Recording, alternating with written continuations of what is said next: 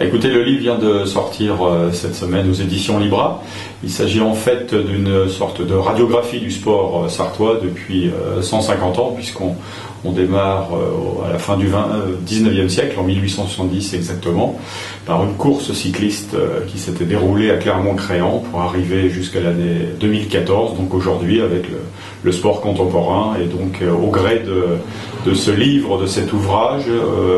il est possible de parcourir toute la vie active du sport manceau et du sport sartois au gré de l'évolution du sport, bien évidemment, du temps et de toutes les disciplines, puisqu'il est question de basket, de football, de boxe, de cyclisme, de gymnastique et aussi des sports entre guillemets dits mineurs. Parmi tous les sportifs dont il est question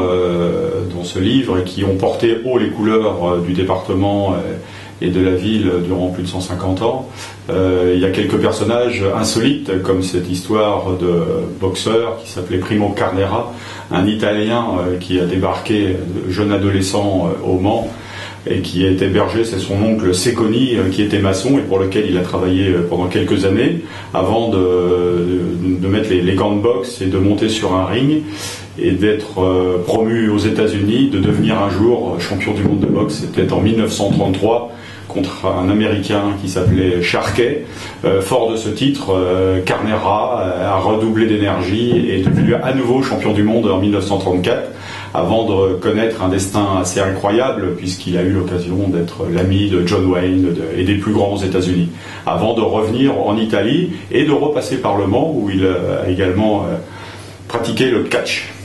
Dans ce livre, où il est question bien évidemment de nostalgie, puisqu'on parle des années 30, 40, 50 de l'après-guerre, le monde contemporain du sport est aussi à l'honneur, avec les derniers titres de Donnet, par exemple, au marathon, du championnat d'Europe, des skippers, d'Engoulevent à la route du Rhum. Il est question aussi de basket avec les exploits de Nicolas Batum, qui a été formé, quand même, faut-il le rappeler,